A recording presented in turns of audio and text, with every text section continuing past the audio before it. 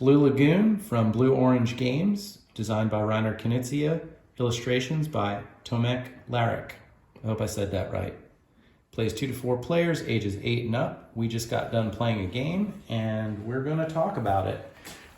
Let's talk about the mechanics of the game. We have James, Amanda, Pierce, and Finney Rob talking about this. I think you couldn't have a simpler set of mechanics. Play one piece, and that's your whole turn, right? I mean... Right, correct, yes. But at the same time, I thought that we had a lot of tough decisions to make, especially once you got the flow of the game and started to realize you needed to block people from scoring points. Once you see how, the area control works, making the contiguous line, it starts to get more complicated strategically, I think. I mean, you have set collection, right? You're trying to get the different resources in the game. And then you also have the spatial element of having to make sure that you've got enough villages out in the first half of the game. Otherwise, you're very restricted in your placement in the second half of the game. Right. And I think that the game looks good on the table once you're done. I feel like we accomplished something. You can see the pattern of the game, the line through these islands. You can see how there were places where there was competition for area control on several of the islands at the end. How would you consider it on a scale of meanness? You think it's a pretty mean game? Depends. Are you playing with James? We were playing with James, but he wasn't the only one that was playing mean. I actually think this game is a little meaner than the pretty pieces would indicate. It's about blocking your opponents if you need to. Really, I don't think that's the main object of each person is, I got to block. You want to play offensively, but when you see somebody encroaching into what you think is your territory, then you go to the defensive mode and block them. So, I've played meaner games than this, but this is just a game about trying to get complete control over everything that you can. Right, and I don't think it's possible to get control of everything you want to.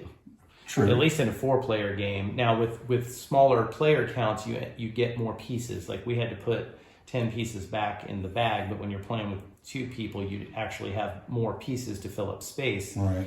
But I think the overall meanness is low when compared to many other games. Mm-hmm. But in the context of a simple mechanic, I think you need to block to win a 4-player game. Yeah.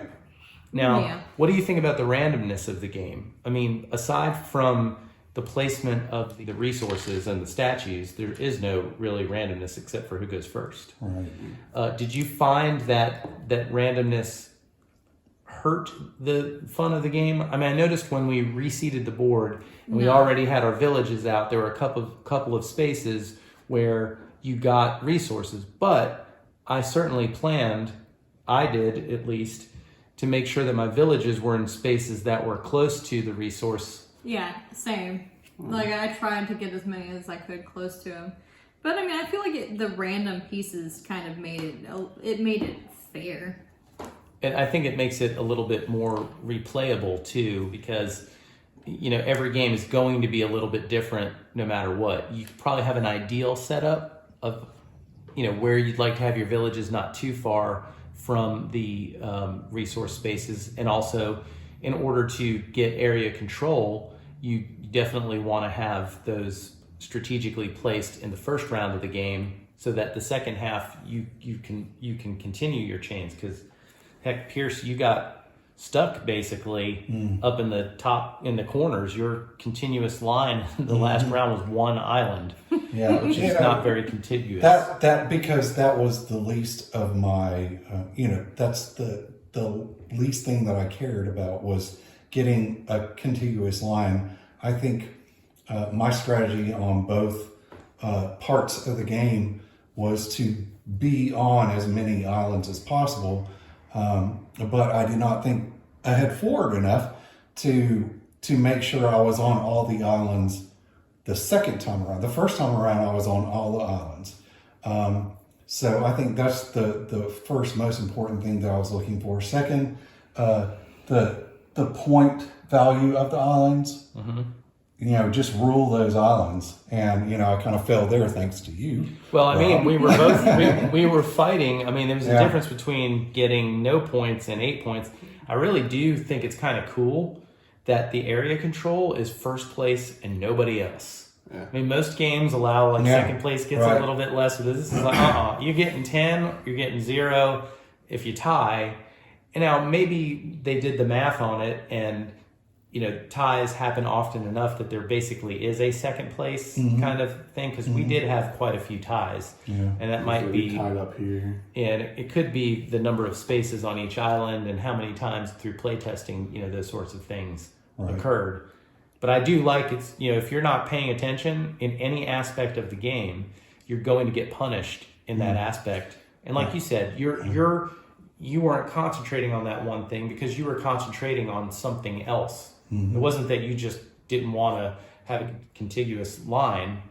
It's just that you had other priorities for scoring that you wanted. Yeah, definitely. I mean, and the two things I was trying to focus on were number of pieces on an island, and then the total number of islands I occupied. So, at the beginning, the first half, I won because I successfully did that, but the second time I didn't.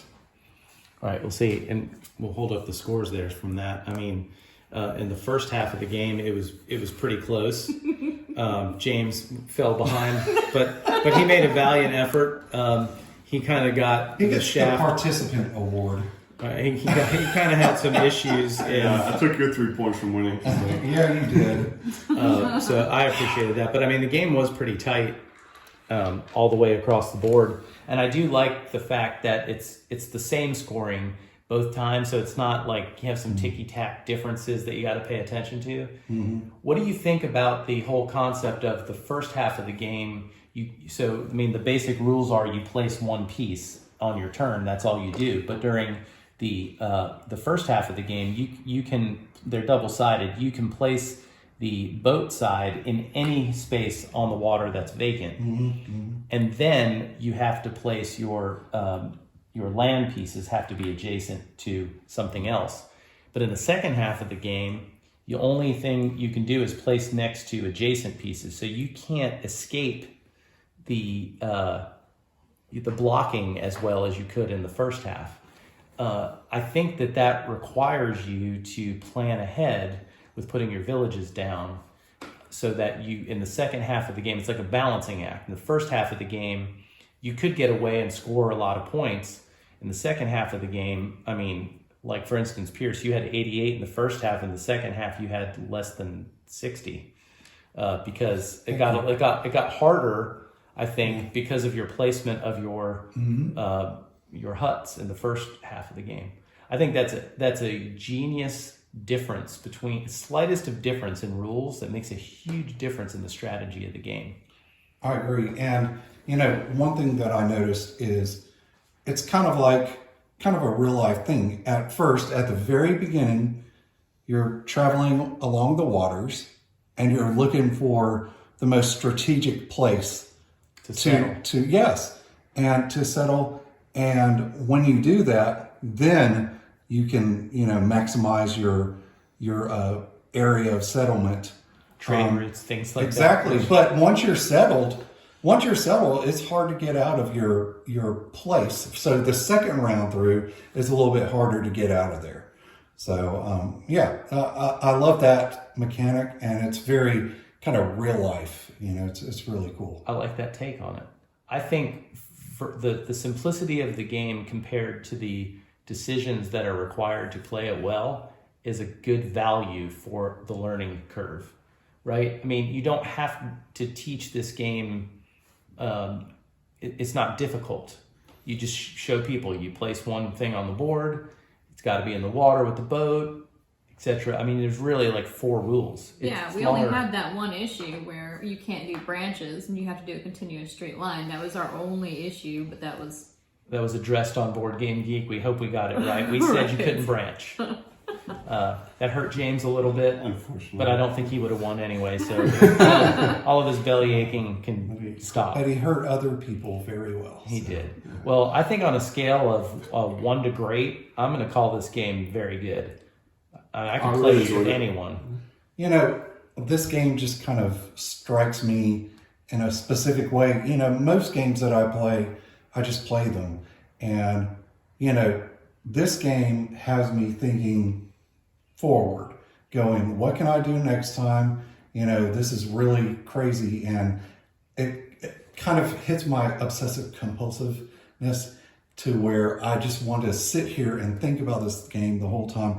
And I don't do that with a lot of games.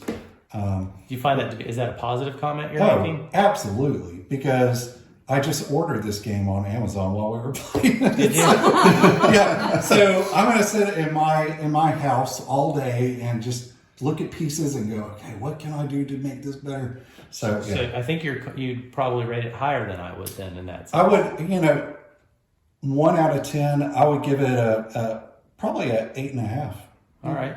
I don't usually rate games that way. I just kind of subjectively say. Yeah, you know, said 1 through 10. It's great. Yeah. Yeah, on a scale of 1 to great, I'm gonna call it very, yeah. very good. I mean, this is as agree good with as very good. any abstract type game with Yeah. simple rules, and you could teach this to grandma and play it with her, and I think she'd be competitive in about 5 minutes. As soon as James blocked her.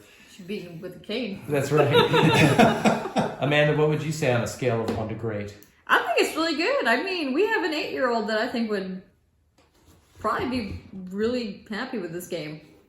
James, you think very good? Good, very good, really good. One of those. Well, there you have it. Blue Lagoon. I think this is a game that should probably be pretty popular.